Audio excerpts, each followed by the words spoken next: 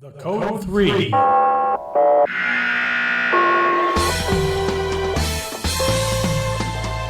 live podcast sponsored by the Marin Fire History Group. All about the history of the fire service in Marin County, California. And now your host, retired Fire Chief Bill Lellis. Good day, and welcome to the Marin County Fire Chief's historical website. And I'm kind of excited today for an interview we're going to have. And the gentleman we're going to be interviewing is Major Todd Bonnor, a 20-year Army veteran, still in active duty, is a member of the California National Guard, and again was on active duty just recently here in the state. One of the reasons that I wanted to interview the Major was he is a helicopter pilot and flies under contract for CalFire. And just on a side note, years ago, there was a young man in Larkspur by the name of James Lippett, 28, and he flew for, he had an accident. So I have strong memories of people like Todd who fly in these harsh conditions to help us control our wildland fire. So with that, I'll say good afternoon, Todd, and thanks again for taking the time to do this interview with us. And what I would like to kind of get into is just a little bit about your family background, where you were raised and went to school, and what college you went to. So we'll start with that, okay? What's your hometown, and what did your family do? What did your dad do for a living? Sure. Thanks, Bill. I grew up in Utah and up in the mountains there. And my father is an accountant, and I graduated from college there in Utah at Brigham Young University in the ROTC program, and joined the Army there. And from there, after graduation, moved out here to California, and I've been here ever since. I was back in 2005. How did you decide to be a mechanical engineer? I've always liked figuring out how things work and why they work and how to break them. Oh. So that kind of all went together. And you ended up at, correct me, Colorado State? Brigham Young University is where I did my undergrad work. And then I finished up my master's at Santa Clara out here in LA. Okay. So, and how long have you been in California now? Since 2005. Oh, okay. So you're basically a newcomer in a way. Yeah. So you were ROTC in school. And once you're in ROTC and you graduate, are you committed to serve so many years? You are, yeah. You have a 4-year commitment, unless for myself you do aviation, and then it's a 6-year commitment. And how did the Army pick you to be a pilot? How did that go? You have to apply, and then you have a number of tests that you have to take, and they take into consideration your grades and how you ranked against all your peers, and then how many slots were open. Okay. It was kind of like a tiered system. Yeah. Did you did you fly before that? Before you took out the application? No, nope. First time. Nope. I saw the flying looked great, wanted to do it, and so I studied all the exams, took the tests, and was always trying to get the highest grades to get. How old were you at that time? I was 17 when I joined the Army. Wow. Okay. So the Army picks you. Now they're going to send you to school. Where did you go to school? Where does the Army send people to become pilots for helicopters? The flight school occurs out in Alabama, and it's about 16 to 18 months that it takes to go from nothing. Like most guys that show up out there have never flown before, so they take you from zero all the way to the end. Yeah, this is the sky, and this is the ground. Yeah, and this is you're going. Yeah, and you say it's 18 months. Are there? When I went to tech school, the Air Force, there was stages. You'd go a couple of weeks, and if you didn't pass it, you kind of wash back to the later stage and come back up again. Was that kind of the way it was with that? Or could you wash out all at once, just miss a test and be gone? If you don't pass, like there's phases. And if you don't pass the phase, then they hold you and they'll let you redo the phase. And then if you failed twice, this was back then. If you failed Yeah. twice, then you're done. And you were trained on which helicopter? So they started us out in the Bell 206, which is essentially the news helicopter you see flying around, a Jet Ranger. Yeah. And then from there, they have another selection partway through, and you get to select which aircraft you fly for the Army, whether it's the Black Hawk, the Apache, the Chinook, or the OH-58. Yeah. And I selected the Black Hawk. You still remember the day you flew solo? Yeah. Yeah. Yeah. Pretty exciting.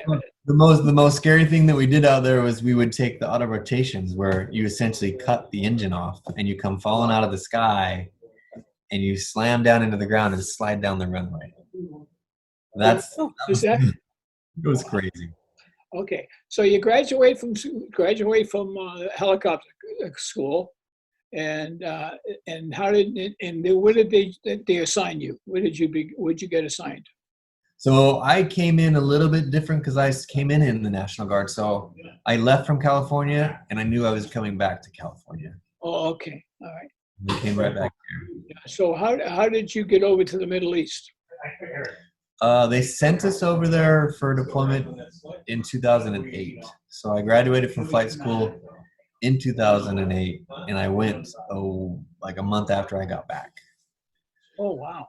And you served how many tours? 2 tours. 1 tour in 2008, and then another tour in 2013, 2014. And a tour is 12 months. 12 months. Yeah, that's it. I saw a movie last night. It's one of those where they're in the Middle East, but they're running through a sandstorm. And I thought about you that today we're going to be talking about it, but over there, these sandstorms, I guess, can come up not on a pretty regular basis. And do you ever get caught in one or go through one? I did. Yeah, I remember there was one time at this location called Ghazni where we were trying to return. We had a patient in the back because we fly medical evacuation. I had a patient in the back, and we're trying to get back to the hospital, but the sandstorm blew in from the north, and you can't fly over them, you can't fly around them, so we had to land and work on that patient to try to keep him alive until the storm blew by, and then we could continue north. These storms last what, 10, 20 minutes, an hour? That one was an hour. Wow. Did you take fire at any time you were flying? Yeah, it happens. It's Yeah. kind of a job. Do we have holes in the plane, did you? No, I was a little too fast. I had some buddies that got a couple holes, Yeah. but I saw an interview last night on a lady who's running for senator in Texas, and she's a helicopter pilot in the Middle East, rescue and took fire and crash land, but she got it all done, saved the patient, saved the crew, and she got some kind of award for it. And I think she's, as I said, again, I was thinking about you today doing that. So now you go 2 tours. And we're 2013 now? Is that what we? Yeah, 2013 to 14. That was. You come back to the States, Correct. rotate back here, and then when did you get discharged? I'm going to be out this December. Oh, okay. So you had you served. In my case, when the Air Force, I served 4 years active duty and then 4 years and super reserve. So in the Army, same thing. For so many years and then active, and then so many years in reserve. Is that how the Army works? Depends on how you sign up. I signed up as a reservist from the get-go in the National Guard. Yeah. So my active time was for deployments and training. All the rest of the time, I've been an engineer or a contractor. Okay. And and so you got into the sprinkler business. I should tell people I know you from being the fire marshal in Rodeo Hercules, and you being a mechanical engineer designing sprinkler systems and installing them in the town. That's how we met. So how did you get into, let's say, the sprinkler business? How did you get into that? 2008, when I deployed, one of the gentlemen that I deployed with owns a sprinkler company back here in the Bay called 3 Alarm Fire. And he started grooming me, trying to get me to come on board. And in about when we came back from that second deployment in 2014, the company was large enough to where I could come on. So I quit my other job. I had been working for Lockheed Martin and then Space Systems Loral.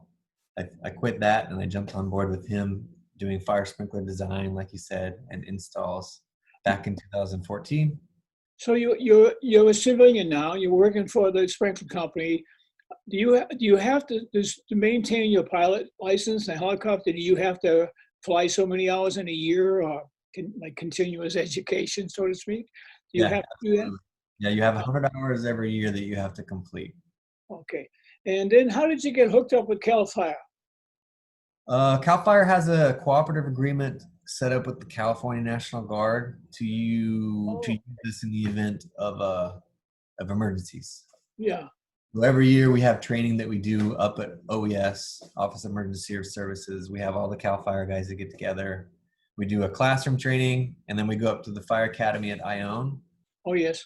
And we do the training up there for the firefighters, like the guys that are going to ride with us. Okay, so let's say you're on duty, you get called up, like we've talked about. All of a sudden, the world's on fire, and they activate you, and you're flying.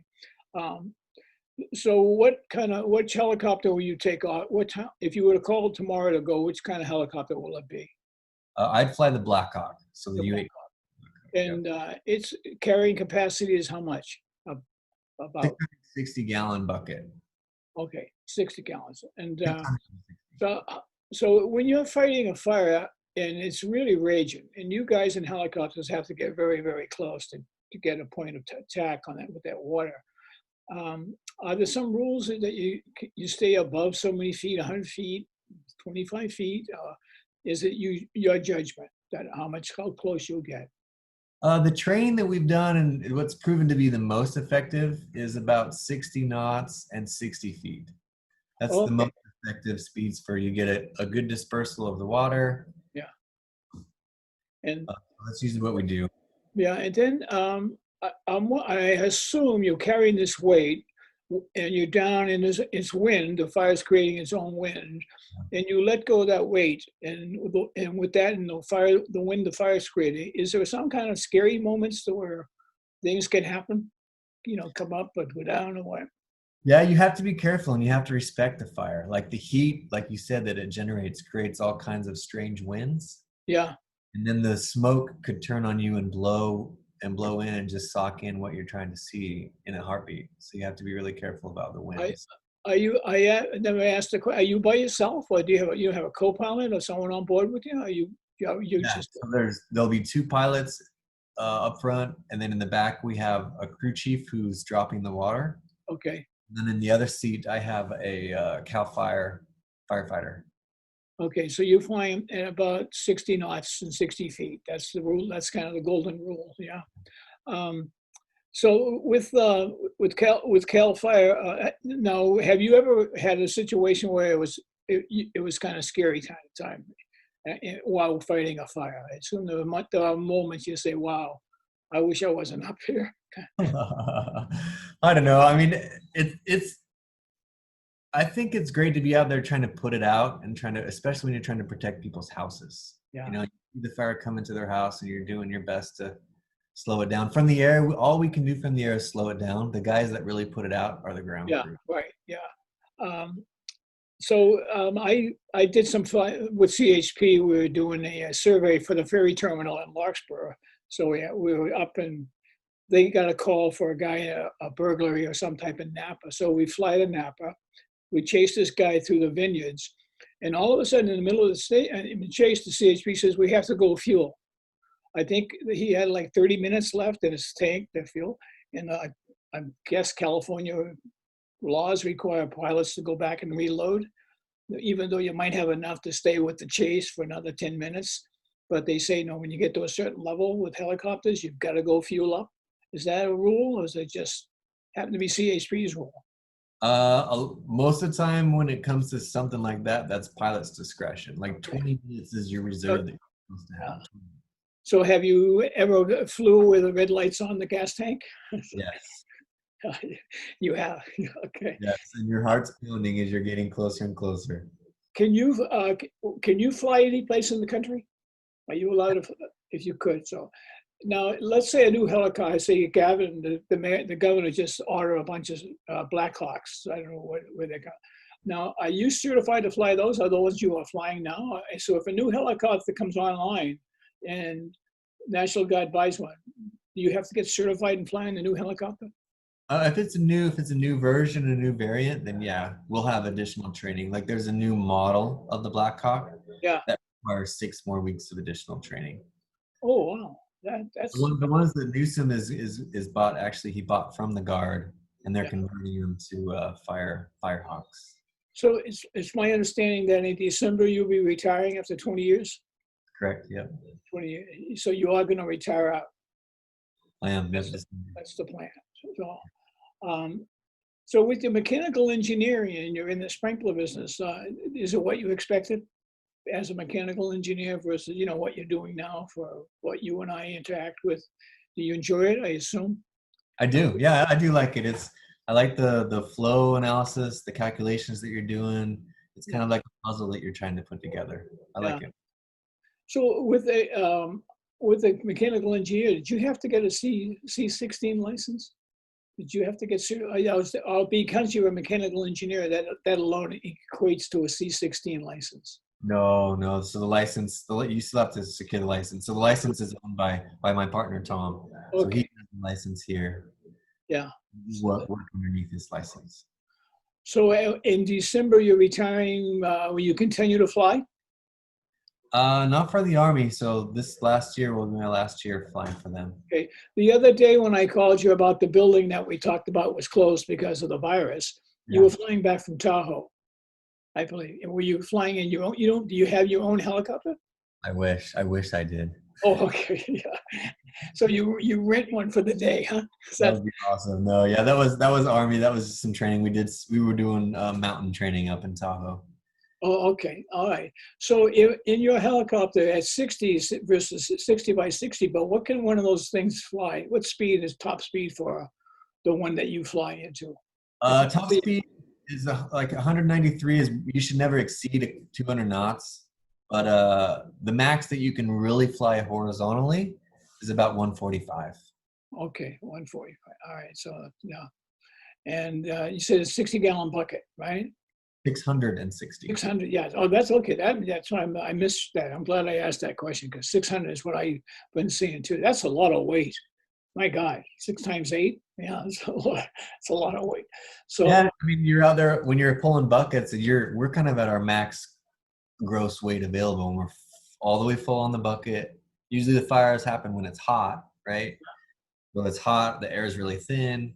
So usually we're right there at our margins. Yeah. So what's like the furthest you have to know where all the water is? I mean, you don't know the state that good. You get dispatched to Siskiyou, Alpine County. How do you know where the water is? You just have to find it, look for it? No, the CalFire guys will send out a scout to find, and they'll say, hey, we're dipping out of this lake, or we're dipping out of this guy's swimming pool, or wherever they've determined is the closest water. But if we find closer water, we'll report it back and tell them, hey, we're going here instead. Have you ever taken water from a private pool? Taking it out of a private pond, but not out of a pool. Yeah, okay. When you're actively fighting a fire, do you have the scout up watching for you, helping you, or are you on your own?